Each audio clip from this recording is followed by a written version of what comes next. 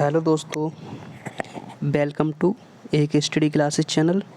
दोस्तों, आज हम पढ़ेंगे वैदिक काल। वैदिक काल के बारे में हम जानेंगे, ठीक है। तो ये जो दोस्तों वैदिक काल है, ये 1500 BC से लेके 600 BC तक का पीरियड है। कब तक का? ये 1500 BC से लेके 600 BC।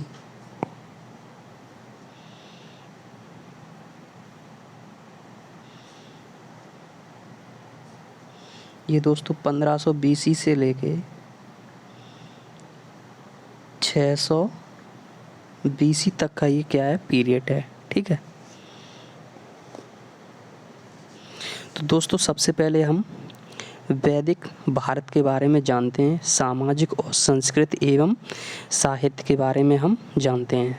दोस्तों, क्या हुआ था कि हमारे भारत में भारत में जो दोस्तों वैदिक काल था, वैदिक काल में इसमें वैदिक काल से लेकर राजपूत काल तक का अध्ययन किया जाता है, ठीक है। वैदिक काल जो है वो 1500 BC से लेकर 600 BC तक चला था। इसमें दोस्तों दो काल हुए। कौन कौन से काल? ऋग्वैदिक काल और उत्तर वैदिक काल, ठीक। ऋग्वैदिक काल में वैदिक समाज के निर्माता आर्य कहलाते हैं। जो दोस्तों हमने आपको बताया था कि जो हमारा भारत था, हमारे भारत में दोस्तों जो आर्य लोग थे वो कहाँ से आए थे? ये हमारे दोस्तों आर्य लोग जो थे वो ईरान के इधर से आए थे, ठीक है। यहाँ से आए थे आर्य लोग। तो दोस्तों क्या हुआ था कि आर्य मध्य एशिया से आए थे, ठीक है। वो मध्य एशिया में जो जगह थी मैक्स मूलर, कौन सी जगह? मैक्स मूलर, मध्य एशिया में जगह पड़ती है मैक्स मूलर। यहाँ से दोस्तों आर्य लोग आए थे। ये भारत में सप्त प्रदेश से 7 नदियों का प्रदेश जिसे कहा जाता है, और जो पंजाब हरियाणा में पड़ता है, बस गए थे, ठीक है। ये दोस्तों जो आर्य लोग आए थे वो कहाँ पे बसे थे? ये दोस्तों पंजाब और हरियाणा में बस गए थे, जहाँ 7 नदियों का प्रदेश कहते हैं हम उसे, ठीक। आर्यों की जो दोस्तों भाषा थी वो संस्कृत थी, जो देवताओं की भाषा थी, जिस कारण आर्य स्वयं को सर्वश्रेष्ठ कहते थे, क्योंकि वो संस्कृत जानते थे। और संस्कृत सबसे महत्वपूर्ण भाषा थी, जो बहुत कठिन भाषा थी संस्कृत उस समय के टाइम पे, ठीक है। तो आर्यों की भाषा कौन सी थी? संस्कृत, जो देवताओं की भाषा थी। संस्कृत किसकी? देवताओं की भाषा थी, जिस कारण आर्य स्वयं को श्रेष्ठ कहते थे, क्योंकि सर्वश्रेष्ठ भाषा थी, ठीक है। श्रेष्ठ भाषा थी तो अपने आप को भी वो सर्वश्रेष्ठ कहते थे। जिन्हें संस्कृत नहीं आती थी, अर्थात भारत में मूल निवासियों को अनार्य या निम्न कहा जाता था। मतलब क्या होता था दोस्तों? जिसे भी भारत में क्या नहीं आती थी? संस्कृत। जिसे संस्कृत आती थी वो सर्वश्रेष्ठ था, ठीक। और जिसे दोस्तों संस्कृत नहीं आती थी तो वो मूल निवासी यानी कि अनार्य या निम्न कहा जाता था, क्योंकि वो श्रेष्ठ नहीं था, ठीक। दक्षिण भारत का जो वर्गीकरण अगस्त्य ऋषि ने किया था। किसने किया था दोस्तों? अगस्त्य ऋषि ने। और दोस्तों आपको बताऊं मैं कि उत्तर भारत में, कहाँ पे दोस्तों? उत्तर भारत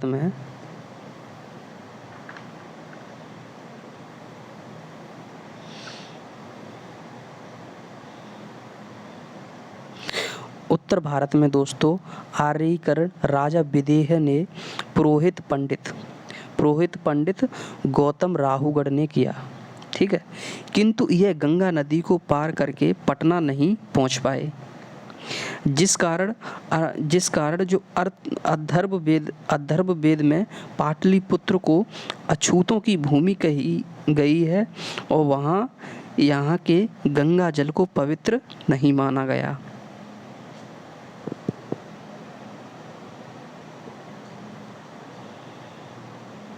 अब चलते हैं दोस्तों आगे। अब हमने पढ़ा वैदिक काल। वैदिक काल। वैदिक काल में ऋग्वेद और उत्तर वैदिक काल कहते हैं इसमें। तो वैदिक काल में दोस्तों, ऋग्वेदिक काल में यहाँ पे आर्य लोग हमारे भारत में आए मध्य एशिया से। और उत्तर वैदिक काल में दोस्तों क्या होता है कि जाति व्यवस्था चरम सीमा पर पहुँच जाती है। और जो ऋग्वेदिक काल है इसमें जाति जो व्यवस्था है वो सिर्फ वर्णों में बट जाती है, जैसे ब्राह्मण, क्षत्रिय, वैश्य, शूद्र। ठीक है, इसके बारे में हम आगे बताएंगे आपको। वैदिक समाज के निर्माता किसे कहते हैं दोस्तों? आर्य लोगों को। ठीक है, आर्य जो है वो मध्य एशिया से आए थे। आर्यों की भाषा कौन सी थी? संस्कृत। दक्षिण भारत का आर्यीकरण अगस्त ऋषि ने किया था। ठीक, और दोस्तों इसमें क्या, उत्तर भारत का आर्य राजा विदेह पुरोहित गौतम राहुगढ़ ने किया था। और दोस्तों इस समय भारत के प्रिय पशु क्या मानी जाती थी? गाय मानी जाती थी। ठीक है, तो ऋग्वैदिक काल में दोस्तों, वैदिक काल में जो प्रिय पशु माना जाता था वो गाय माना जाता था। ठीक है, राजा का मुख्य कार्य था गायों के लिए युद्ध करना। मतलब यहाँ पे राजा तो थे, ऋग्वैदिक काल, वैदिक काल में राजा थे, लेकिन राजा का मुख्य उद्देश्य क्या नहीं था? युद्ध करना यहाँ पे नहीं था। ठीक, युद्ध करना नहीं था, बल्कि गायों की सेवा और गायों की रखवाली करना था।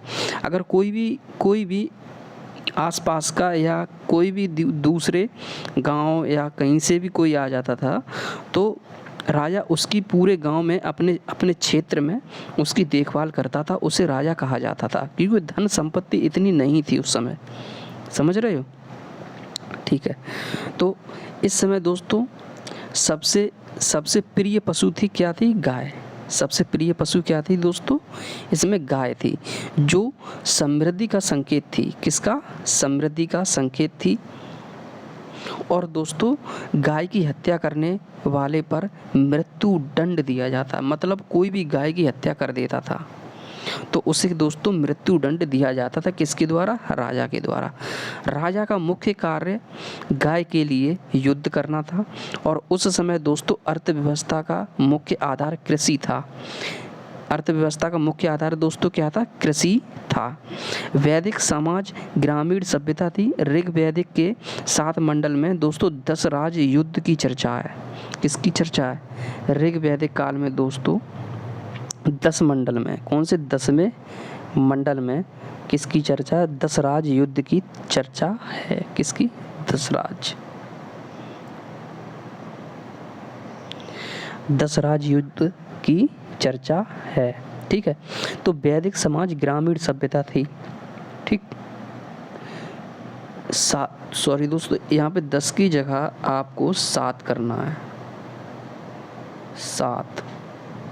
7वें मंडल में 10 राज युद्ध की चर्चा है। ठीक है, तो दोस्तों जो आर्य तथा अनार्य के बीच हुआ, मतलब 10 राज युद्ध की चर्चा है। और जो आगे है दोस्तों, इसमें आर्य तथा अनार्य के बीच हुआ। इसमें आर्य विजयी हुए थे। आर्य क्या हुए थे? विजयी। और जो अनार्य उन्हें कहा जाता था, मतलब जो संस्कृत नहीं जानता था उन्हें अनार्य कहते थे। ठीक है, और दोस्तों इसमें आर्य विजयी हुए थे। आर्यों का कबीला भरत था। आर्यों का कबीला दोस्तों, आर्यों का जो कबीला था वो क्या था? भरत था। ठीक है, आर्यों का कबीला क्या था? भरत था। किंतु दोस्तों उत्तर वैदिक काल में जाति का निर्धारण वंश के आधार पर होने लगा। उत्तर वैदिक काल में दोस्तों क्या होने लगा कि जाति का जो निर्धारण है वो वंश के आधार पर होने लगा। लेकिन अभी उत्तर वैदिक पे हम नहीं आए हैं। ठीक है, और दोस्तों उत्तर वैदिक काल में ही लोहे की खोज हुई थी। उत्तर वैदिक काल में दोस्तों क्या हुई थी आपकी? लोहे की खोज। कौन से? उत्तर वैदिक काल में किसकी खोज हो गई थी दोस्तों? लोहे की खोज हो गई थी। और यहाँ पे जो जाति व्यवस्था है दोस्तों वो चरम सीमा पर पहुँच गई थी। ठीक है, लेकिन दोस्तों वैदिक काल यानी कि ऋग्वैदिक काल में दोस्तों क्या हुआ था? इसमें सिर्फ 4 वर्ड थे, 4 वर्ड थे, जो वर्ड व्यवस्था थी, जिसमें ब्राह्मण, ठीक है, क्षत्रिय, वैश्य और शूद्र। ये 4 वर्ड थे। बल्कि ये 4 वर्ड दोस्तों फिक्स नहीं थे। इसमें क्या था कि जो स्कूल में पढ़ाई लिखाई कराता था या जो शिक्षा देता था उसे ब्राह्मण कहा गया, और जो मतलब गांव की या कबीले की रखवाली करता था उसे क्षत्रिय कहा गया, और वैश्य जो मतलब गांव में घर की या गायों पशुओं की जो रखवाली करता था उसे वैश्य कहा गया, और शूद्र उसे कहा गया जो बिल्कुल जो और चर्म अर्म जिन चीज़ों की मतलब चमड़े अमड़े की या खाल भैंस की मतलब जो कोई काम करता था नीचे वाला उसे शूद्र कहा गया। लेकिन ये जो व्यवस्था थी वो फिक्स नहीं थी। अगर चाहे अगर ये मतलब शूद्र है, अगर ये चाहे तो ये क्षत्रिय भी बन सकता था, क्योंकि अगर ये लड़ने में सक्षम है तो शूद्र से क्षत्रिय भी कहा जाता था। अगर ये चाहे तो ये काम भी कर सकता था तो इसे शूद्र कहा जाता था। ठीक है। अगर वैसे अगर पढ़ाई लिखाई करवाता है तो उसे ब्राह्मण कहा जाता था। अगर ब्राह्मण का अगर इस व्यक्ति का मन है कि मैं इसमें काम करूं, इस वर्ड में, तो उससे दोस्तों शूद्र मतलब वो जाति व्यवस्था जो वर्ड थे वो फिक्स नहीं थे उस समय ऋग्वैदिक काल में। और जब उत्तर वैदिक काल आ जाता है धीरे धीरे दोस्तों, तो उसमें जो ये है वर्ड व्यवस्था चरम सीमा पर पहुंच जाती, यानी कि जो ब्राह्मण है वो ब्राह्मण ही है, और जो क्षत्रिय है वो क्षत्रिय, वैश्य है वो वैश्य, शूद्र है वो शूद्र ही है। ठीक है। अब दोस्तों इसी वर्णों में जाति बना दी गई, किसके द्वारा? पंडितों के द्वारा। ठीक। इसी वर्ड में क्या? पंडितों के द्वारा जाति वगैरह बना दी गई। और दोस्तों अब इसमें पढ़ते हैं वैदिक काल के देवता कुछ थे। इसमें दोस्तों सबसे पहले आते हैं इंद्र आते हैं। ठीक है। यह दोस्तों यह सबसे महत्वपूर्ण थे, क्योंकि इसकी जो चर्चा 250 बार हुई है। किसकी? इंद्र की 250 बार हुई है। इन्हें युद्ध तथा वर्षा का देवता भी कहते हैं। ठीक है। फिर आते हैं अग्नि देवता। अग्नि देवता दोस्तों इसकी जो चर्चा है वो 200 बार अग्नि की चर्चा हुई है। ठीक। फिर आते हैं दोस्तों वरुण देवता। वरुण देवता ये दोस्तों वायु से संबंधित थे। सोम जंगल के देवता कहा जाता था। मारुत तूफान के देवता कहा जाता था। और रौद्र यह सबसे क्रोध वाले देवता थे, रौद्र। ठीक है। इन्हें पशुओं का देवता कहा जाता था।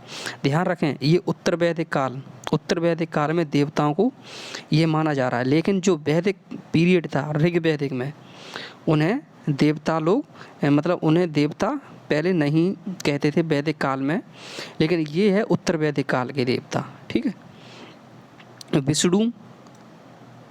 विष्णु जो इसमें थे वो दोस्तों संरक्षक यानी कि पालनकर्ता कहा जाता था। और पुषण इसमें पशुओं का देवता, पुषण को पशुओं का देवता कहते थे। ठीक है। और दोस्तों क्या हुआ इसमें दोस्तों फिर आता है गविष्ठ। गविष्ठ का अर्थ होता है गाय के लिए किया गया युद्ध। उन्हें हम गविष्ठ का अर्थ होता है गाय के लिए किया गया युद्ध। ठीक है। और दोस्तों इसमें सीता का अर्थ होता है, सीता का अर्थ क्या है? हल से जोती हुई जमीन पर पड़ा निशान। ठीक। अब दोस्तों क्या होता है कि अब हम दोस्तों आगे समझते हैं इसमें।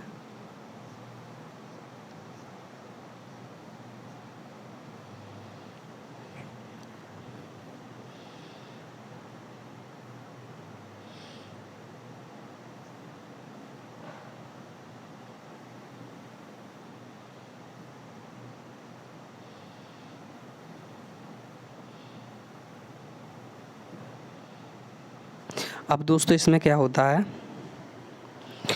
कि वैदिक काल की जो सामाजिक व्यवस्था थी इस समय दोस्तों सबसे बड़ा जो पद था वो राजा का था। ठीक है। इसमें जनता चुनती थी किसको? राजा को। राजा किसी भी निर्णय को लेने से पहले विभिन्न समितियों को बैठाकर चर्चा करता था। ठीक। और लोगों को बैठाकर, बुजुर्गों को बैठाकर चर्चा करता था जो भी आगे कोई कार्य करे। ठीक। वैदिक काल में 3 प्रमुख संगठन थे। कौन से? सभा, समिति और विदत। मतलब सभा का मतलब क्या है दोस्तों? यह निम्न उसकी चर्चा है जिसके साधारण लोगों का संगठन, जो दोस्तों चर्चा में कितने बार आया? 8 बार आया, ठीक। और समिति, समिति का मतलब होता है दोस्तों यह उच्च वर्ग के लोगों का संगठन था। इसकी जो चर्चा है वो 9 बार हुई है, ठीक। और विदत, विदत का मतलब होता है दोस्तों यह सबसे महत्वपूर्ण संगठन था। इसकी चर्चा 122 बार हुई है, ठीक है दोस्तों। और आपको इसमें ध्यान रखना है कि जो सभा और विधेय में भाग लेने की अनुमति महिलाओं को नहीं थी, ठीक है। महिलाओं को इन चीज़ों में भाग लेने की अनुमति नहीं थी और शिक्षा लेने की भी अनुमति नहीं थी। वैदिक समाज की सबसे छोटी इकाई गांव थी। इसके मालिक को ग्रामिक कहते थे। क्या कहते थे? ग्रामिक, ठीक। सबसे बड़ी इकाई जन होती थी। इसके मालिक को राजन कहते थे। उत्तर वैदिक काल में लोहे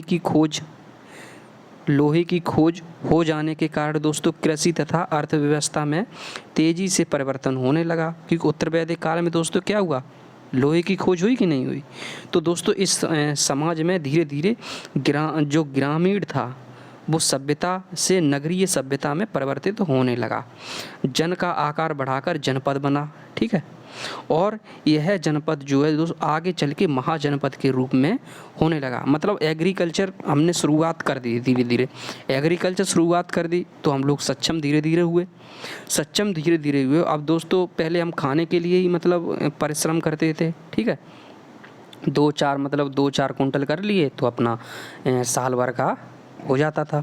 लेकिन अब दोस्तों हमने एग्रीकल्चर बढ़ा दिया, यानी कि जो 2-4 कुंटल अनाज है अब उसकी जगह हमें दोस्तों 50 से 60 कुंटल अनाज कर लिया।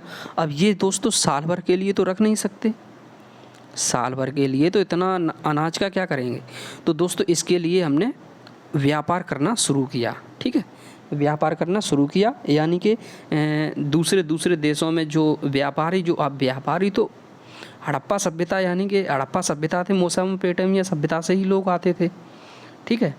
तो व्यापारी लोग आते थे और हमारा अनाज भी ले जाते थे और उसका हमें पर्याप्त उचित दाम भी मिल जाता था, ठीक है। हालांकि दोस्तों वैदिक काल में दोस्तों सिक्के नहीं चलते थे, बल्कि जो व्यापारी लोग आते थे तो वो अपना मतलब स्टंप लगा के अपने नाम पर वो देते थे और वही चलता था, ठीक है। तो धीरे धीरे दोस्तों क्या हुआ? कृषि बढ़ी, गांव से जनपद हुआ, जनपद से महाजनपद हुआ और धीरे धीरे हमारे समाज का उत्तर वैदिक काल में आगे विस्तार हुआ।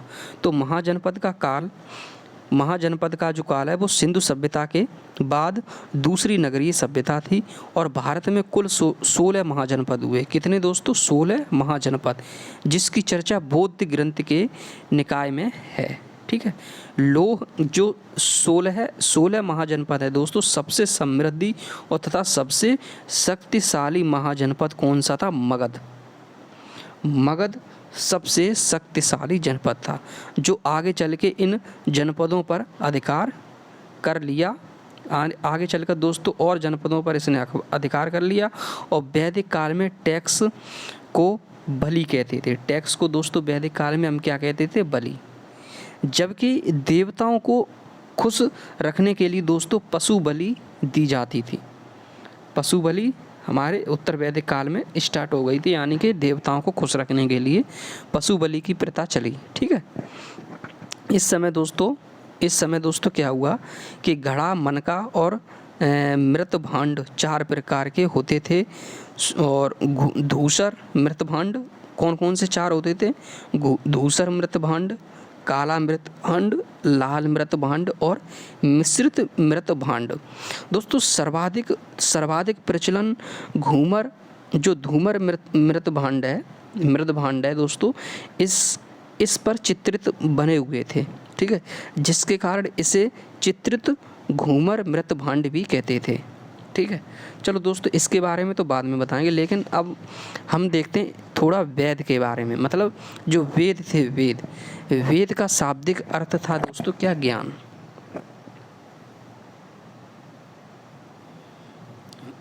वेद। वेद का शाब्दिक अर्थ दोस्तों था ज्ञान।